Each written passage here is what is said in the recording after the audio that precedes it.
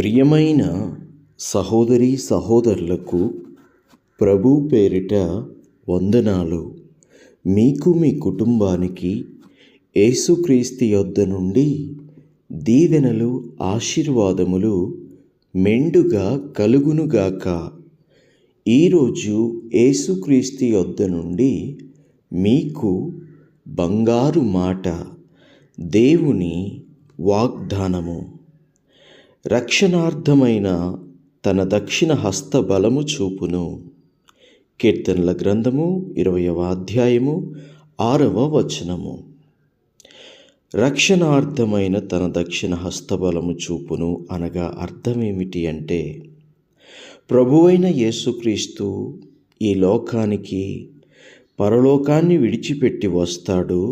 వచ్చి తన బలమేమిటో, తన శక్తి ఏమిటో ఈ లోకంలో చూపెడతాడు. బలము, శక్తి అనగానే మనం ఏమనుకుంటామంటే అవి కండలు, గుండెలు, ఎత్తు, బలము అని మనం ఆలోచిస్తాం. కానీ దేవుని యొక్క ఉద్దేశము బయటికి కనిపించే బాహ్య సంబంధమైనటువంటి శరీరాకృతి కాదు, శరీర సంబంధమైనటువంటి బలము కాదు. ఇది దేవుని యొక్క శక్తి. ఇక్కడ మాట్లాడుచున్నది దేవుని యొక్క శక్తిని గురించినటువంటి, దేవుని యొక్క ప్రణాళికను గురించినటువంటి, ప్రభువైన యేసుక్రీస్తును గురించినటువంటి మాట ఇక్కడ మాట్లాడడము జరుగుతుంది. యెహోవా తన అభిషిక్తుణ్ణి రక్షించునని నాకిప్పుడు తెలియను అని రాయబడి ఉంది. తన అభిషిక్తుడు అనగా ప్రభు అయిన యేసుక్రీస్తు. యేసుక్రీస్తే అభిషిక్తుడు, అభిషేకించబడినవాడు, ప్రత్యేకించబడినవాడు, కారణ జన్ముడు. యేసుక్రీస్తే మన రక్షకుడు అనేది ఈ యొక్క మాట యొక్క అర్థము, ఉద్దేశము. దేవునికి స్తోత్రము కలుగునుగాక. ఇక్కడ ఈ కీర్తనలో మొదటి వచనంలో ఒక మాట ఉంది.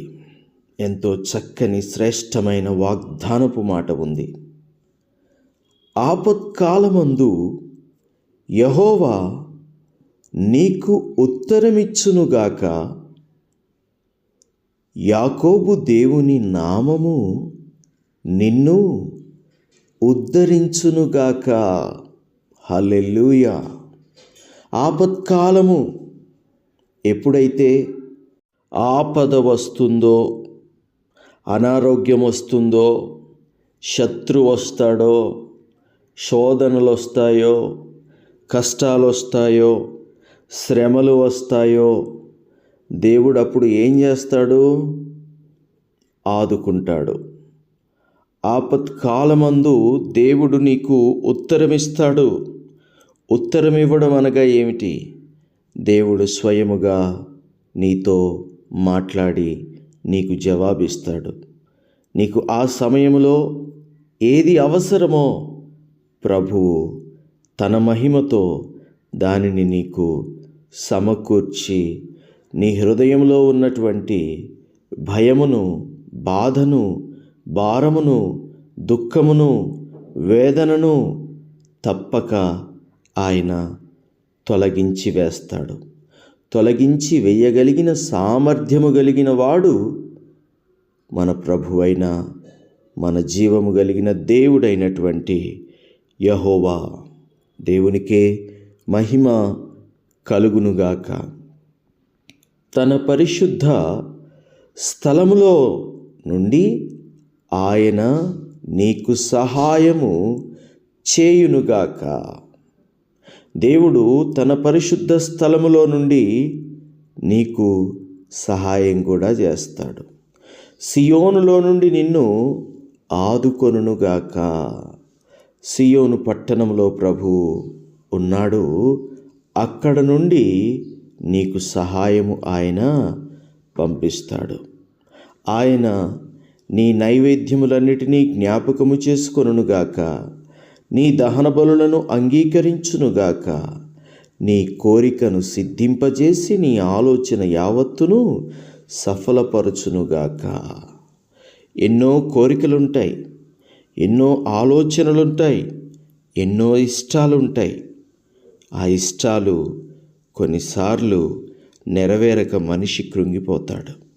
కానీ యెహోవా మీద ఎవరైతే ఆధారపడతారో, యెహోవా వైపు చూస్తారో, యెహోవాను సహాయం కోరుకుంటారో, ప్రభువా నాకు సహాయం చెయ్యి, ప్రభువా నన్ను ఆదుకో, ప్రభువా నన్ను బలపరచు, ప్రభువా నన్ను నిలబెట్టు, ప్రభువా నన్ను అవమాన పాలు కానివ్వకు, ప్రభువా నేను బలహీనుడను, నాకు సహాయము చెయ్యి అని ఎవరైతే ప్రభువు వైపు చూసి సహాయాన్ని కోరుకుంటారో, వెంటనే దేవుడు సియోనులో నుండి అటువంటి వారికి తప్పక జవాబిస్తాడు.